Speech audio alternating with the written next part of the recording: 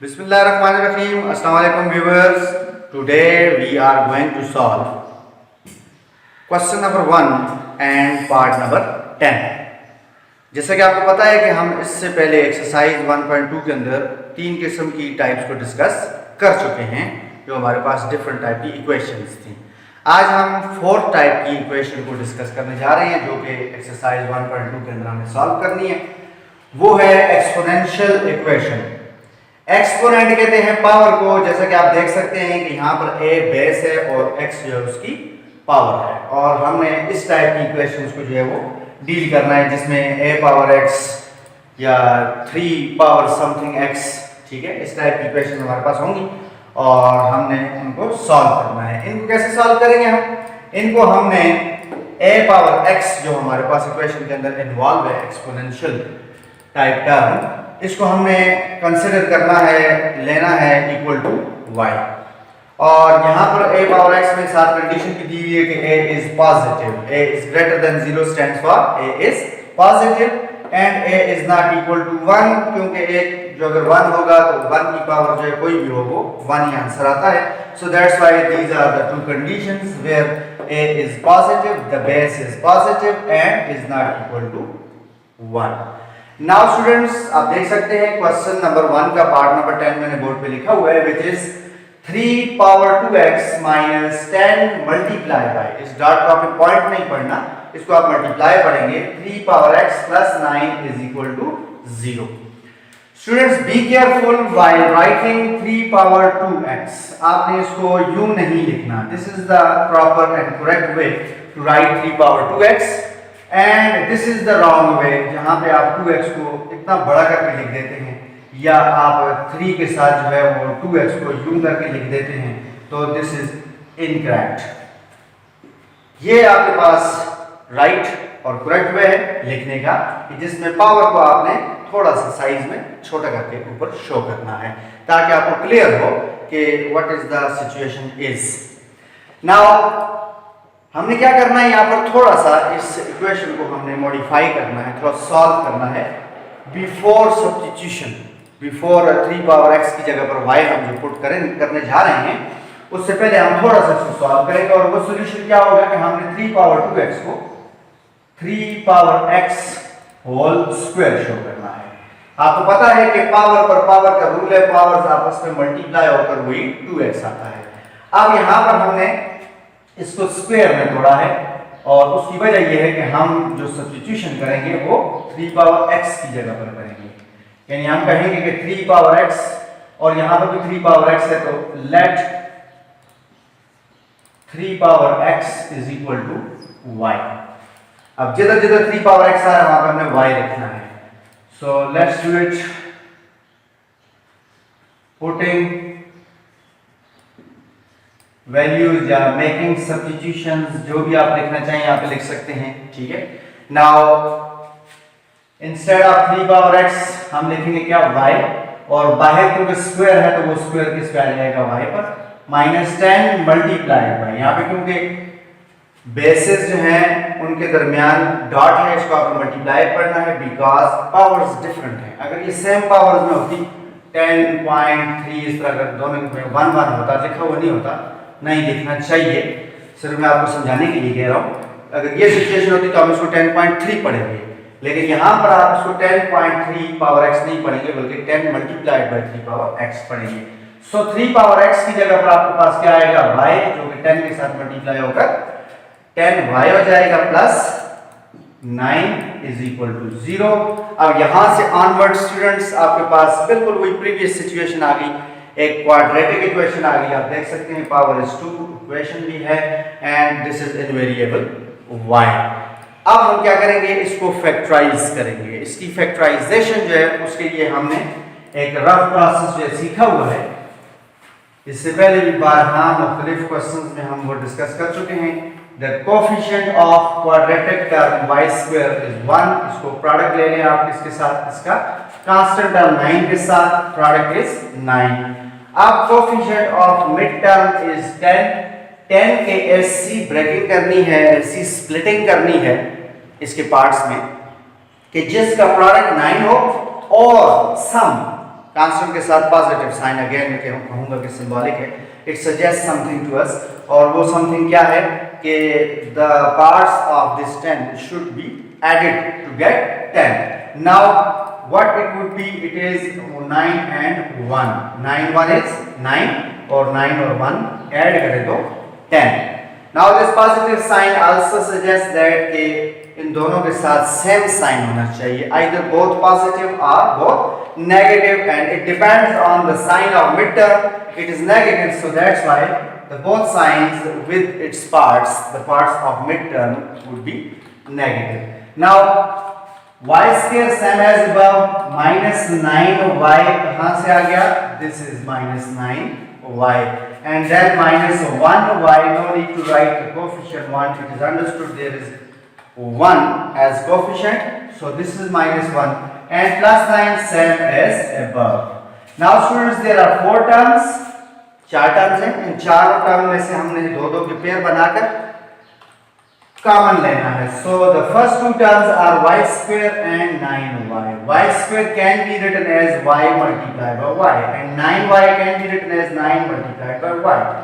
1 को लिखते हैं तो लिख लें, doesn't matter, 1 कॉमन है और y कॉमन है, that is 1y कॉमन है, it means that कि हमने y कॉमन लेना है. y के बाद हमने क्या करना है, ब्रैकेट यूज करना है. ब्रैकेट के अंदर हमने वो टर्म्स शो करनी है कि which are not taken as common. so the first term जिसमें से क्या बच गया हमारे पास, y बच गया, और फिर minus 9y में से हमारे पास 9 बच गया.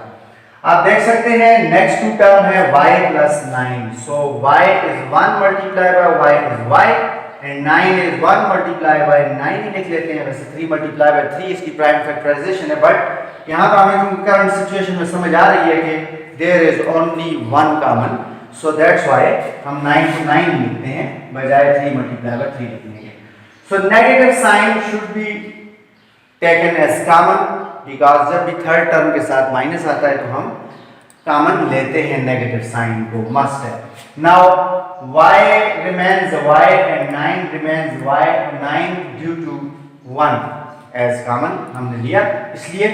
now there is change in sign, negative sign जब भी कॉमन लेते हैं तो दोनों आगे जो नेक्स्ट टू टर्म्स आएंगी आप देख सकते हैं, पहले माइनस वाई था तो ब्रैकेट के अंदर प्लस वाई है, और पहले प्लस 9 था तो उसके बाद माइनस 9 है, और वैसे भी इसको y माइनस 9 ही आना चाहिए क्योंकि हमने फर्दर भी कॉमन लेना है. so y minus 9 is taken as common and y minus 1 is left. the other factor आपके पास y minus 1 आ गया, पहला ये कॉमन हो गया और दूसरा y minus 1 यहाँ से आपने दे दिया. दो फैक्टर आपके पास आ गए हैं, factorisation is completed.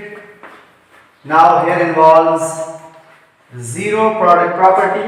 what it tells that if there are two factors which are multiplied to each other and the product is 0, then either the first factor y minus 9 is equal to 0, or it is also possible that y minus 1 is equal to 0. From here we can solve this equation. This is a linear equation and we can solve it for the value of y.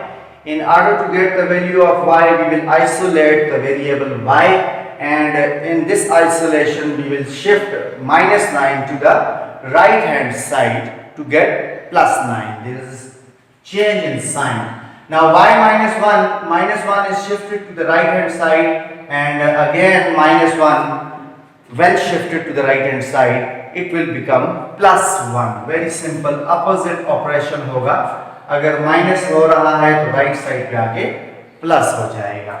Now students, हमें नजर आ रहा है कि there is a variable x which is given in the given equation, so the answer should be in the form of x, या जो solution हम find करेंगे it should be the solution for value for the variable x. so again हम क्या करेंगे, हम इस conversion को जो हमने सपोज किया था उसको हम जो है वो दोबारा से रिटर्न करेंगे. Now we will put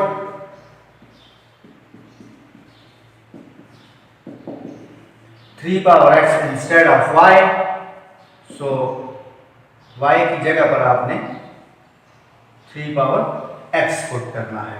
so in the first equation y is equal to 9, so now write 3 power x instead of y and right hand side is the same and again y involve है तो y की जगह पर आएगा 3 power x and right hand side remains the same.